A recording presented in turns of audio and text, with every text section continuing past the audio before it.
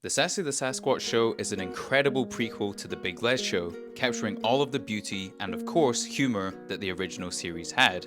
You see, the original Big Les Show ran from 2012 to 2019 and covered themes of existentialism and psychedelics to enlighten the characters within the show, and in turn, the viewers as well. And the character that guided most of this enlightenment is Sassy, an all-knowing, omnipotent Sasquatch. Oh, what are you talking about, mate? Who many people feel a deep connection to, including the creator of the show Jarrad, who used Sassy as a tool to talk himself through his own Kundalini awakening during Truma Island 2. Aren't we all chasing the light, mate? Looking everywhere to find it. Everywhere but within. And a brilliant Easter egg at the end of the Big Les Show is that the Sassy the Sasquatch Show is actually one of the books in the background of the final shot, meaning that Jarrad had always planned on making the Sassy the Sasquatch Show. And 3 years later, on the 27th of June 2022, the first episode of the Sassy the Sasquatch Show was aired on YouTube. And I first started watching the Big Les Show when I was 13, and when I saw the first episode of the Sassy the Sasquatch Show pop up on my YouTube sub box, I was incredibly excited. And with that, let's get into the storyline. The first episode of the Sassy the Sasquatch Show starts off with Nigel, who we are introduced to during the Mike Nolan show, video on that to come, sitting by a barbecue, when Sassy places his hand on him and comes to talk with him. And this conversation starts off rather pedestrian, with Sassy and Nigel talking about what kind of food they ate that day. However, midway through the conversation, Sassy tells Nigel about the time he saw a dinosaur, approximately 787,000 billion years ago. And at this point we get transported back in time, to Sassy being dropped off by hostile aliens, who have stolen his stash. And once Sassy is dropped off, we then get the opening screen of the show. And this series gets right into the action, as within 4 minutes of the opening episode, Sassy is riding on a dinosaur and checking out the local scenery, before getting plopped on a tree. And upon descending down the tree, we see Donnie the dealer for the first time. However, it's not quite the Donnie the dealer we know and love today, as he can't even speak any English, and even grunts at Sassy when he tries to make contact. However, Sassy is soon able to trade his coconut water for some of Donnie's magic flowers. And when Sassy puts his hand on Donnie's shoulder, his life and memories of Sassy and Big Les all appear to him at once, and he's transformed back into Donnie the dealer. When you touched me just then, I remember. And I personally love this sequence because it gives us a first glimpse of the Sassy the Sasquatch Show playing around with time, and of course the events of the Big Les Show, something that will come into play later in the series. In the meantime, Donnie informs Sassy that there's a comet that's going to destroy the planet, and that he's planning on going to the top of the mountain to eat his magic plant and to watch the world end. And Sassy eagerly agrees to join him, giving us our first glimpse of Sassy really trying to make friends, and dealing perhaps with his own sense of loneliness that he finds himself in. And once Sassy and Donnie eat the magic flowers, we get an incredibly beautiful artistic scene, where we see some vulnerability from Donnie, who really wants Sassy to stay with him during his high and not fall asleep. Don't fall asleep on me, Sass, mate. I need ya. However, Sassy's tiredness catches up to him, and he sleeps through a catastrophe that wipes out all of the Earth. And of course, Sassy being Sassy, he simply just wakes up on the other side of it. And at this point, we return back to Sassy and Nigel in front of the fire, where Nigel asks Sassy if he saw Donnie after the comet hit. And just like the Big Les Show, Jarrad continues his tradition of breaking the fourth wall at the end of the episode. So did you end up finding Donnie on that little island? I'll tell you in the next episode, Nigel. Episode 2. The second episode of the Sassy the Sasquatch Show came out only 6 days after the first, which, if you watched the Big Les Show at the time that it was being released, you'll know that 6 days is an incredibly quick turnaround, considering Jarrad, the creator of the show, does every frame himself on Microsoft Paint. However, it's important to note that from Jarrad's Instagram, we can gather that he was working on the Sassy the Sasquatch Show at least a year before it arrived onto YouTube. And I personally believe that he wanted to have the show ready ahead of time this time around, so that there were no long waits between episodes, such as the 9 months between the Season 3 finale and Truma Island 2, and the 13-month break between the end of Season 4 and Truma Island 3. And just like the Big Les Show, Jarrad composed all of the music for the Sassy the Sasquatch Show himself over the span of a year and a half, totaling 9 tracks. So, back to the storyline. Episode 2 picks up where episode 1 left off, with Sassy telling Nigel about what happened after the comet hit, and once more we're taken back into Sassy's story. And at the beginning of this story, Sassy meets Owly, who unlike Donnie, can speak English straight away, and even warns Sassy that he shouldn't take his small boat out into the water, telling Sassy that the weather conditions are really harsh and that he could get hurt. And at this point, Jarrad gives us an incredible Bear Grylls impersonation. I'm going to take my chances out at sea and hopefully find more land where I can find some more protein and vitamins.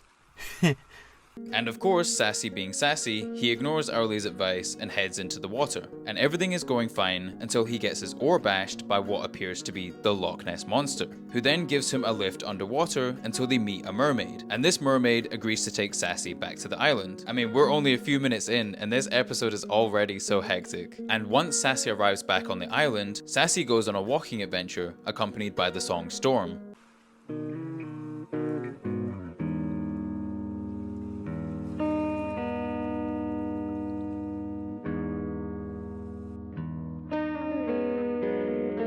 Which is personally my favourite song from the entire Sassy the Sasquatch Show soundtrack, and my second favourite from the entire Big Les universe, with the song Wake Up being my favourite.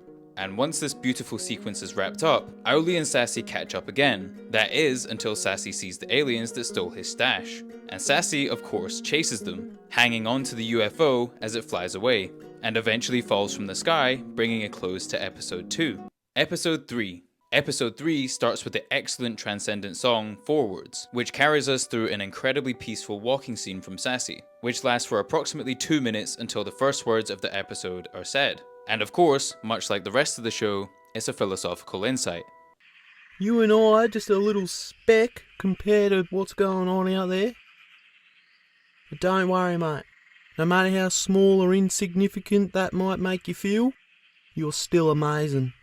Sassy then talks to the reflection of himself before swallowing what seems like a magic entity, which then allows Sassy to fly. And this flying sequence is made even more magical by the song Flying Dream.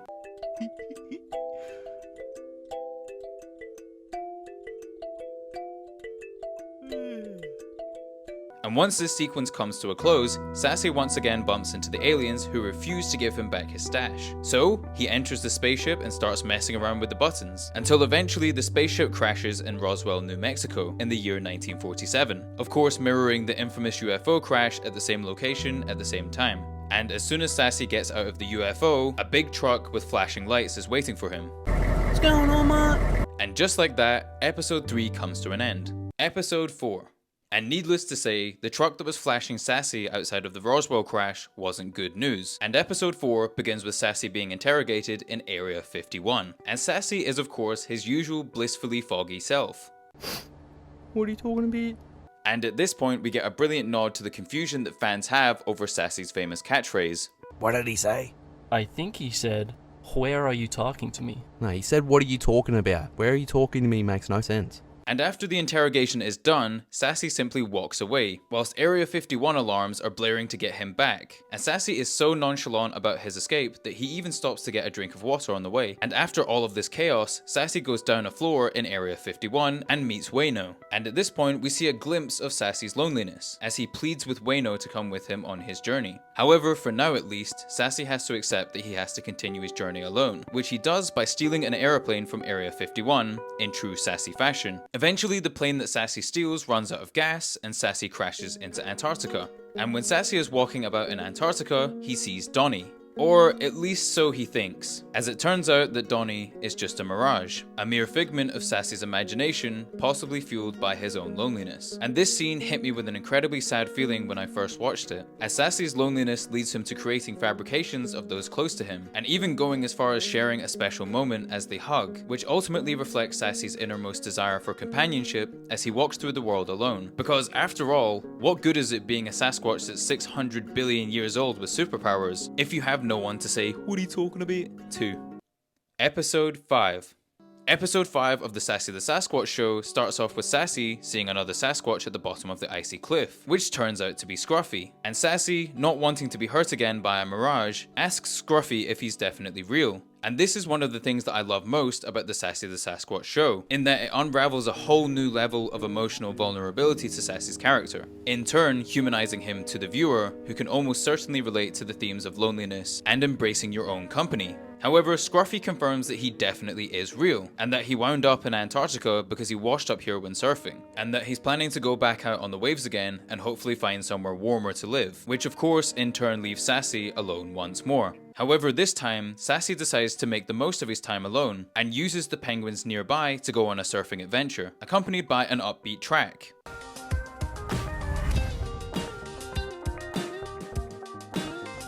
And after this adventure, Sassy then goes on a completely different trip, as he enters another dimension filled with all sorts of magnificent creatures. And this scene is very reminiscent of Chuma Island 3, with Sassy being trapped in this alternate state. That is, of course, until Sassy comes to the conclusion that he has the free will to change his surroundings, with the power of his mind. And this philosophy is seen throughout the entirety of the Big Les show, such as in Les's awakening in Chuma Island 2, where the Beatles song Think for Yourself is mentioned. And Jarrad himself has stated that he's a big fan of the Beatles documentary Yellow Submarine, in which free will is a central theme. And once Sassy applies this philosophy of thinking for himself, he is then able to break out of his proverbial box. And Sassy then enters a plain white space, similar to the one that we see Squidward enter in the episode SB129.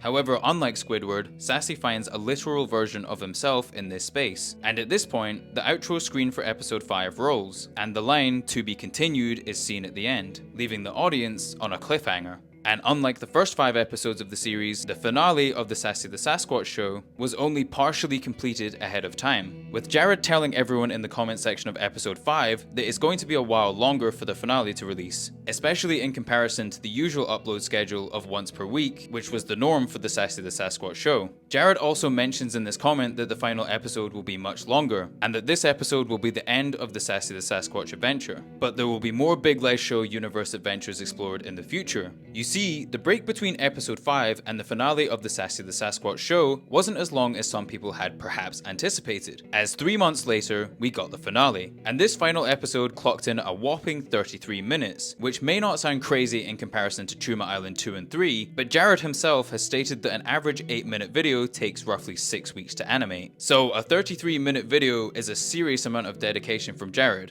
And of course, a big thank you as always to Jarrad for dedicating so much of your time to making these shows so special for us. So, back to the storyline. Sassy is talking to his higher self in this infinite white space, who informs Sassy that he's stuck in a time loop, and that he keeps deleting his memory in order to go back and relive the same experiences. And Sassy is naturally confused as to what's going on. So, his higher self shows Sassy all of the universes that he lives in, before revealing to Sassy the reason that he keeps on resetting his life, being that he can't get over Les's death at the end of Chuma Island 3, much like many of the audience members watching the show, including myself, and that Sassy wishes to keep on reliving the same memories with him so that he never has to say goodbye. And Sassy's higher self then tells him that he needs to get closure, sending him to an alternate version of Browntown, which for any new viewers is the town where the original Big Les show events took place. Except this version of Browntown is in an alternate reality, with Les, or as he's referred to in this reality, Jez, raising a now teenage Quentin. Oh, and an important note, Jez is actually a human in this reality and not an immortal alien. And upon Sassy's arrival, Les immediately knows who Sassy is, which you may think is a bit strange until Les tells Sassy about a golf tournament he was in, and Les recalls being knocked out by a golf ball and seeing all of the events of the Big Les show flashing before him, including the fact that he made the ultimate sacrifice at the end of Chuma Island 3, deciding to take a nuke to the face so that all of his family and friends could live on peacefully. And with this knowledge firmly secure, Les, or should I say Jez, lives life as a human, knowing that he's a hero in another life. And when Quentin naturally questions his father's heroics, Sassy tells him all about what happened. He also brags about that he was a hero in another life. Is that true? Yeah, mate, yeah, it's all true. Pretty much saved the planet. And after this, Sassy tells Les about how he keeps replaying time because he can't get over the fact that Les died at the end of Chuma Island 3, and how guilty he feels for being on a trip with Donnie when Les was hit by the nuke. And Les, at this point, comforts Sassy, telling Sassy that he has a great life as Jez in this reality, including actually getting to raise Quentin in this lifetime, and that if he managed to become king, he ultimately would have caused way more havoc to the universe than if he took the hero's way out. So in fact, Sassy did a lot more good by letting Les die in the way that he did, did. And as a quick note, for a series that spends a lot of time exploring Sassy's loneliness and lack of companionship, I feel like this scene works so well as a moment of clarity for Sassy, as he's able to speak to someone with whom he shares a really genuine bond with. And being able to hear Les's point of view really does help Sassy to lighten up and not feel as guilty. And at this point, Sassy comes back into the center of existence with his higher self, and they go on a trip that even Sassy finds out of his realm, accompanied by the song Trippy Mess, which matches this scene perfectly.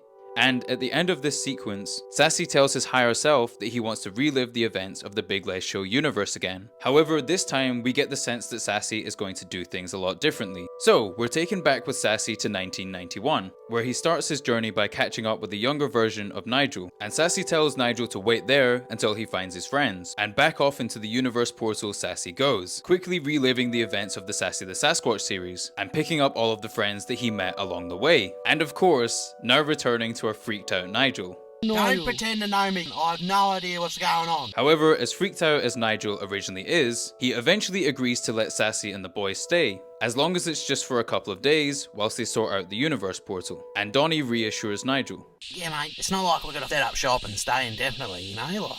Which I genuinely found so funny during the first time watching the show, and even now, given all of the events that have then transpired in Browntown. And we then go 30 years into the future, with Mike Nolan and Sassy paying their respects to Les. However, this time, having seen that Les lives on happy in another universe, Sassy no longer has this overwhelming sense of guilt when thinking about Les, but rather he can now reflect back on Les's life and their adventures together with peace in his heart. However, despite this newfound peace, Sassy still has another obstacle to overcome. You see, after Sassy is done telling his story to Nigel, he's left alone once again, where he reveals to a nearby snail that he has a magic jelly bean that can erase all of his memory. And after Sassy takes this jelly bean, the audience is left with a question. Did Sassy really learn anything from his journey? I mean, the whole point of his spiritual journey with his higher self was to eliminate the need to keep erasing his memory, and seeing Les before he dies over and over again. But thankfully, after Sassy has a few more goes round reliving the same life, he finally comes to the conclusion that he wants to continue living his life, and of course respecting the legacy of Les by letting it live in the past. And once Sassy has reached this conclusion, we get perhaps the best closing sequence throughout the entire Big Les Show universe.